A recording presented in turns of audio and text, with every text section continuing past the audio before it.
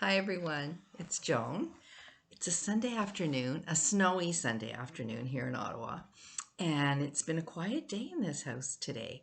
Handsome man was not feeling well, and so he was in bed most of the day, and so it's been very quiet in the house, but it really sort of lends itself to a lot of introspection. And I've been thinking a lot about aging, probably because of trying to put content together for my business, but also thinking about how relevant our actual age is, because now that I'm 71, things seem a lot different from this perspective, looking back and looking forward, than it has for many years. So if you think about your 50s, for example, your 50s, that's midlife. Oh my goodness. And we started thinking, like this is big. And yet when I think of my 50s, that was a fantastic time of my life.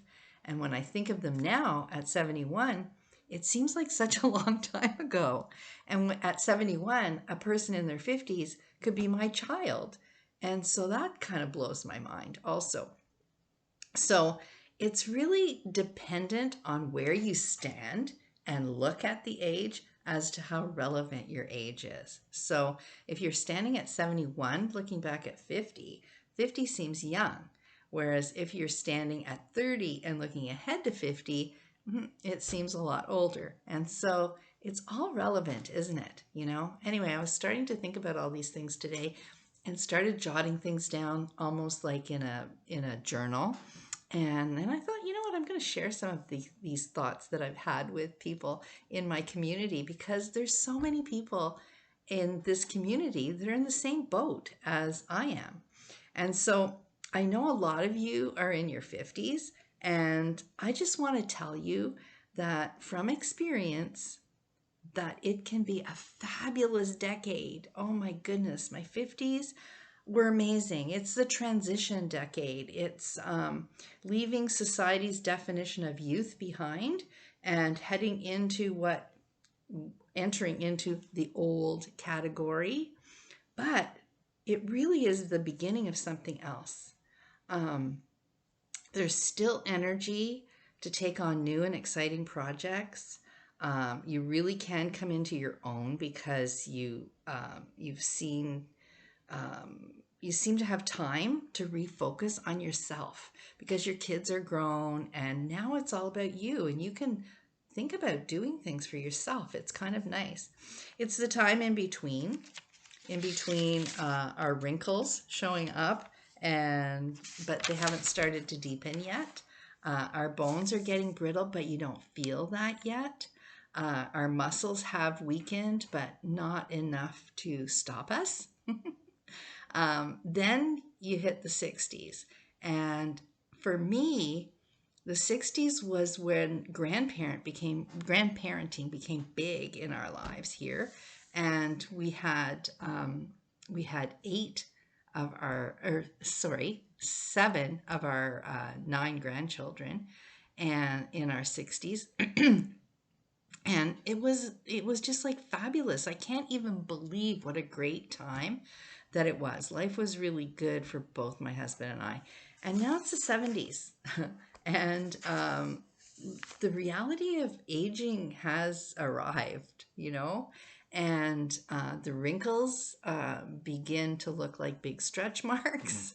The frown lines are like crevices, and you've got like curtains covering your eyes that are hanging over your eyes. And not only did I start going through physical changes, but I started to have trouble managing my days. I used to stay up until the wee hours of the morning. My business was around the world, and so I would be talking to people on the other side of the world in the middle of the night, and I would be up a lot. Now, 4 o'clock, oh, I just want to, do I really need to make dinner? I just want to relax on the couch, and half the time I fall asleep in the evening. So I don't know. There's definitely wonderful aspects of aging too that I was jotting down today. Like, for example, I know myself better. Um, I take more chances because what the hell? because I'm 71. I can do whatever I want, right? And I say that quite often. Um, I never feel like I have to get approval from anybody anymore. I have greater wisdom and less tolerance. And yeah, actually, less tolerance is a good thing, I think. I used to tolerate too much. And so I would end up spending a lot of my precious time doing things that I really didn't want to do because, I was just going down the wrong path. I need to stand up for myself. And so there's a more open acceptance of myself and others now. And these are beautiful, beautiful gifts. Like you can't deny that. Um, and really, the point of all of these thoughts today is to begin the conversation about the decades from midlife to whenever. So right now, I think that the earlier decades before our 50s were, there were challenges throughout all of those stages. And the biggest issue that has the deepest effect on me now is the recognition that I have less years ahead of me than behind me. And so I'm definitely past my midlife. And so I'm now into my 2/3 of life, I guess you want to say. But it's what I do with those years that really is important. And I think that it has made me look at them even with more scrutiny.